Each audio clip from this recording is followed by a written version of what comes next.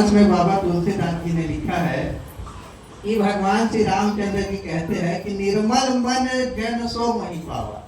तो मन को निर्मल करने का सबसे सस्ता सरल सुलभ तरीका क्या है? हाँ, देखिए ये जो राम जी ने कहा कि निर्मल मन जन सो मोहि पावा, कि निर्मल जो हो जाता है वो मुझे प्राप्त करता है। भगवान कृष्ण ने भागवत में बताया 11वें स्तर कि व्यक्ति निर्मल कैसे होता है।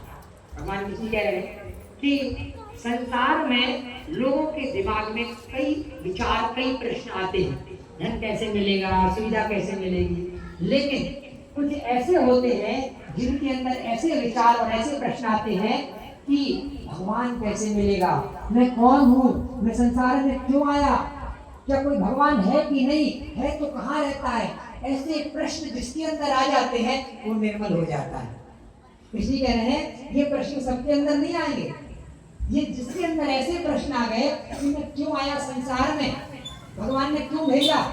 लोग भगवान भगवान कहते हैं, वो भगवान है भी कि नहीं है, कि सब कल्पना है। और ऐसे प्रश्न जिसके अंदर आ जाएंगे उसके अंदर निर्मलता आ जाएगी।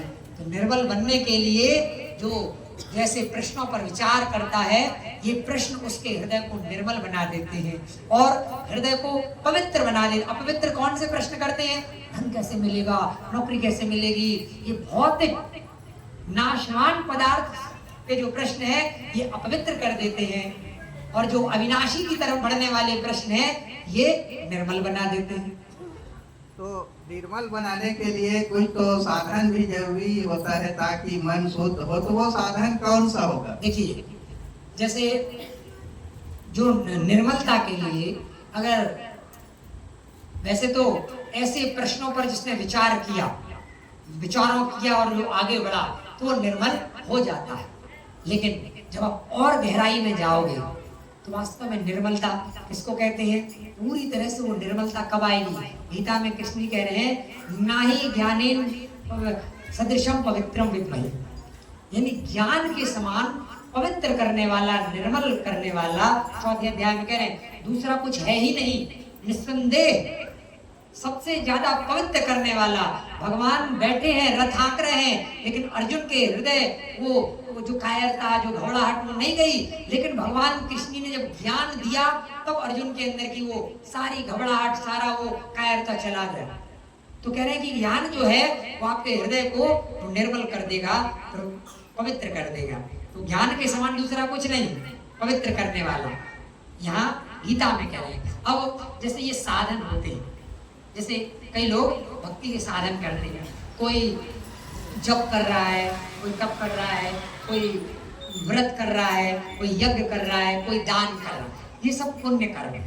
ये सब क्या है, पुण्य कर्म। इन पुण्य कर्मों से क्या होता है, स्वर्ग मिलेगा। स्वर्ग के बाद आपको वापस आना, इनसे भगवान नहीं मिले।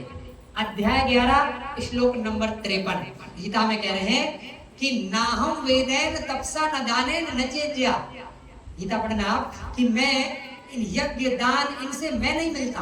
क्या मिलता है, स्वर्ग मिलेगा, या जिस मन्नत मांग करके आपने जो किया वो मिलेगा, स्वर्ग मिल जाए। लेकिन मैं कैसे मिलूंगा, तो कह रहे हैं भक्त्या त्व अनन्या शक्य।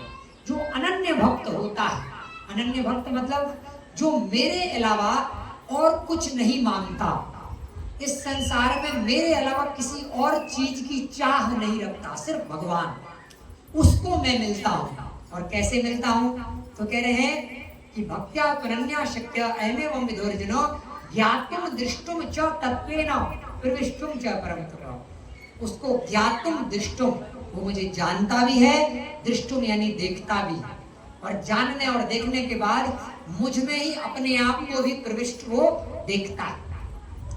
मुझ में अपने को भी देखेगा। अर्जुन ने कृष्ण जी के अंदर अपने को भी देखा था, अगर आप गीता अच्छे से पढ़ेंगे तो वो पूरी तरह से निर्मल, क्योंकि वो विलय हो गया, वो पूरी तरह से उसमें अब अलग से अस्तित्व है ही नहीं।